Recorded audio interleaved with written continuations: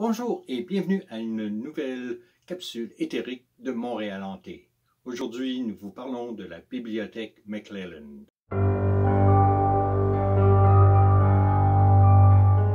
Montréal Hanté vous présente chaque samedi des capsules en anglais et en français sur les phénomènes de hantise de la région de Montréal.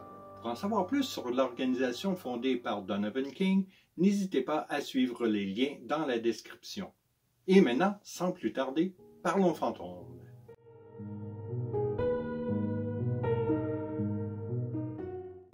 Près d'un des escaliers extérieurs de la bibliothèque McClelland, il y a une inscription qui parle de l'air calme des études plaisantes. Mais la rumeur veut qu'au 6e étage, cet air calme est plutôt troublé. L'étage serait en effet hanté par le spectre d'un vieil homme portant un manteau étrange. On le verrait flotter silencieusement, parfois en direction d'un étudiant plongé dans un livre ou un bibliothécaire arrangeant une étagère. Une fois la cible choisie, il glisse derrière celle-ci et, parfaitement immobile, la regarde jusqu'à ce qu'elle s'en aperçoive. Ainsi surprise, la personne crie ou saute de sa chaise, sur quoi le spectre se dissipe et la laisse embarrassée d'avoir dérangé le silence des bibliothèques. Il n'y a pas grand-chose qu'on sache quant à l'identité de cette apparition ou pourquoi il hante le 6e étage. L'immeuble brutaliste lui-même a été construit en 1969, mais il repose sur le terrain d'un ancien manoir du 19e siècle.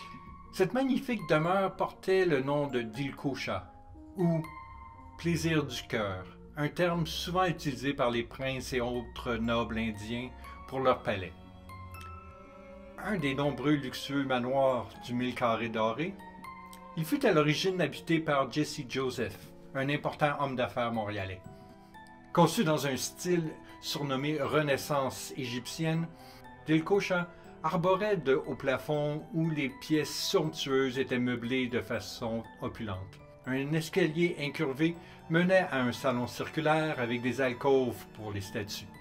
Un magnifique jardin, méticuleusement entretenu par M. Joseph, colorait et parfumait les lieux. Jesse Joseph était un célibataire énergique qui aimait vivre dans la tradition aristocratique des soirées prestigieuses où l'élite de la ville se réunissait au manoir. Il aimait l'attention qu'il recevait. Homme d'affaires juif aux intérêts variés, il fut président de la Montreal Gas Company, puis de la City Passenger Railway. En plus d'être propriétaire du Théâtre Royal, joyau de la ville, et de faire la promotion des échanges commerciaux avec la Belgique, ce qui lui a valu le titre de consul belge à Montréal. Il était également un important propriétaire foncier et possédait plusieurs magasins entrepôts, en plus de siéger sur le conseil d'administration de la SPCA. Fier horticulteur, Joseph passait plusieurs heures l'hiver à planifier méticuleusement ses jardins, connus comme les plus beaux du 1000 carrés dorés. Des visiteurs s'arrêtaient souvent devant son manoir pour en admirer les jardins, et l'hiver, on pouvait y retrouver les membres du club de raquettes au pied de la rue McTavish, où ils allumaient leurs torches avant de gravir le Mont-Royal à la file indienne. En passant près de la tombe de Simon McTavish, il criait pour réveiller son esprit. La colonne formait dans les nuits sombres et frileuses un serpent enflammé sur le flanc de la montagne.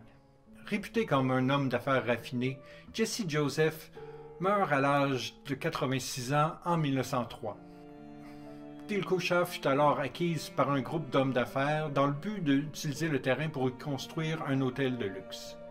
Ce à quoi s'oppose Sir William MacDonald, mécène de l'université McGill, qui, grâce à ses contacts, réussit à racheter la propriété dont il fait don à l'université afin qu'elle l'incorpore au campus existant. Le manoir sert, au cours de la Première Guerre mondiale, de quartier général du corps-école des officiers canadiens, McGill étant très active dans le recrutement de soldats parmi ses effectifs. Les grandes pièces à l'étage servent pour l'entraînement au tir, ce qui aurait fortement déplu à M. Joseph. Après la Grande Guerre, Dilkocha devient le premier musée McCord, l'université ayant hérité de l'immense collection de David McCord, avocat municipal quelque peu excentrique, fervent collectionneur d'objets rares liés à l'histoire canadienne. Malgré les nombreux trous de balles, le manoir est l'endroit idéal pour ces artefacts. En 1955, des problèmes structurels furent découverts dans un des murs, et la demeure autrefois luxueuse avait perdu beaucoup de ses charmes. La décision fut alors prise de transférer la collection McCord à la maison Hodgson, à l'angle des rues Drummond et Dr. Penfield.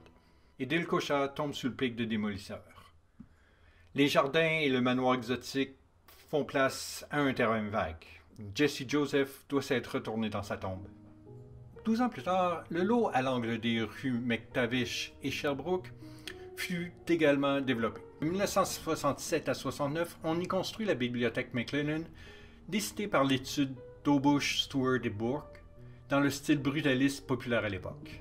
Elle fut nommée en l'honneur d'Isabella McLellan, bienfaitrice ayant fait don d'une petite fortune à l'université pour l'acquisition de livres. Le mouvement brutaliste préconise des lignes simples et des angles droits, favorisant l'utilitaire face au style. Une philosophie diamétralement opposée à celle du style égyptien de Dilcocha. D'exotique, excentrique et exceptionnel, tout comme son propriétaire, on passe au banal et sans âme, au dire de certains. Bien qu'aucune indication permet d'identifier le fantôme du 6e étage, plusieurs pensent qu'il s'agit du bec de M. Joseph lui-même. Une des descriptions les plus fréquentes concerne ce vieux manteau étrange, similaire, semble-t-il, à celui qu'on le voit porter dans les vieilles photos. Plusieurs histoires de fantômes portent en effet sur des personnes qui, après leur mort, retournent dans des lieux ayant une certaine signification pour elles. Est-ce que l'esprit de Jesse Joseph est resté à Dilcocha après 1904? C'est possible. Connaissant sa passion pour sa grande demeure et ses jardins et sa réputation d'homme raffiné. Si c'est le cas, il aurait vu son manoir se détériorer, être utilisé comme cible par des soldats étudiants et rempli d'artefacts avant d'être démoli sans autre forme de procès. Dilcocha, unique et belle, n'était plus, remplacé par un bloc de béton. Ceci n'explique pas pourquoi il hante seulement le 6e étage. Mais bon, un spectre qui flotte n'aurait aucun problème à se rendre au dernier étage de la bibliothèque. Voilà qui termine notre capsule de la semaine. Si vous avez aimé, n'hésitez pas à cliquer le bouton, à vous abonner et à activer les notifications pour ne manquer aucune de nos capsules. Si en tant que Montréalais ou visiteur, vous avez eu des expériences à la bibliothèque McLellan, n'hésitez pas à nous en faire part dans les commentaires. D'ici samedi prochain, je vous souhaite une bonne semaine et gardez l'œil ouvert, on ne sait jamais ce qui se trame à Montréal.